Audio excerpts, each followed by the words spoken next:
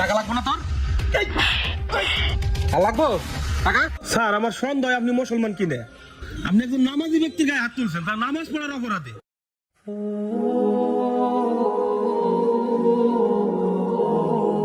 ওই কয়টা?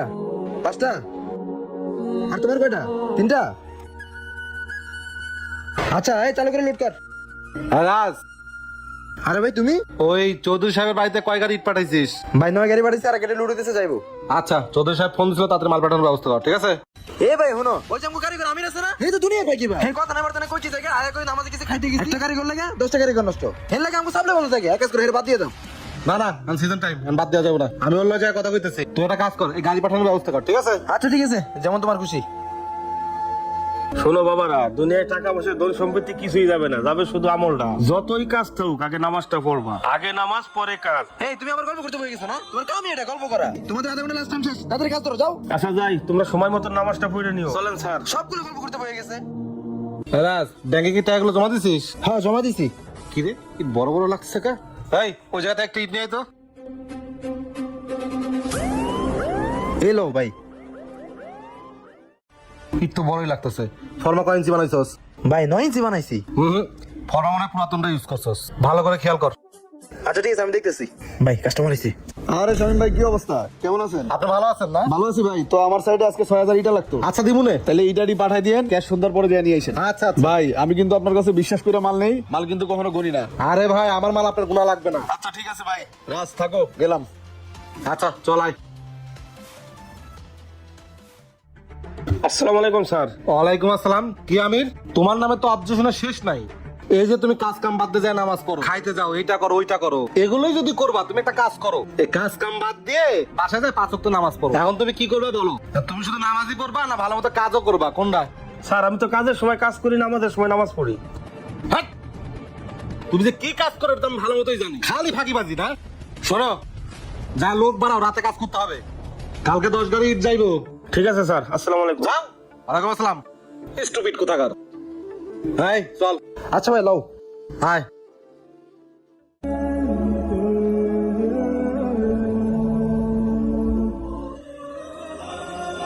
সোহাগ 5টা বাজে আছে, চল বাসায় যাই।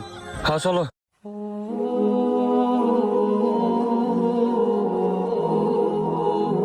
চাচা চলো 5টা বাজে গেছে, বাসা যাই। বাবা তোরা যা, আমি আমার রাতের কাজটুকু শেষ করে আইতেছি। চাচা তোমার কাহিনী বুঝতেছি না, এই মহাজন তোমার নামাজ দিলে কত বকাবকি করে, আর এই মহাজনের হয়ে তুমি ডেইলি 2 ঘন্টা করে খাওয়া কাটো। তুমি যে কি চাও তোমার আল্লাহ জানে আর তুমি জানো। এ ভাই চলো। হলো আমরা জায়গা।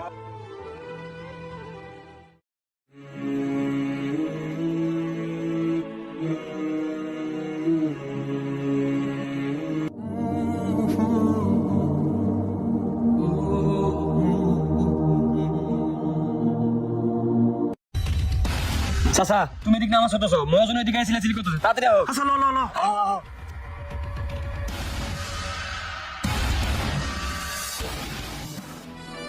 লাল, এই ইট বাটার পরিবেশ তো খুবই খারাপ। হ্যাঁ স্যার। দেখি একটা ইট দেখি। কি ব্যাপার দেখছো, ইট তো ধরার আগে হাতে ভেঙে চলে আসলো। এটা কোনো কোয়ালিটি হইলো? ইনফরমেশন তো ঠিকই আছে, ইট তো মাপে কম কম আছে স্যার। আচ্ছা ভিতরে চলো দেখি কি অবস্থা।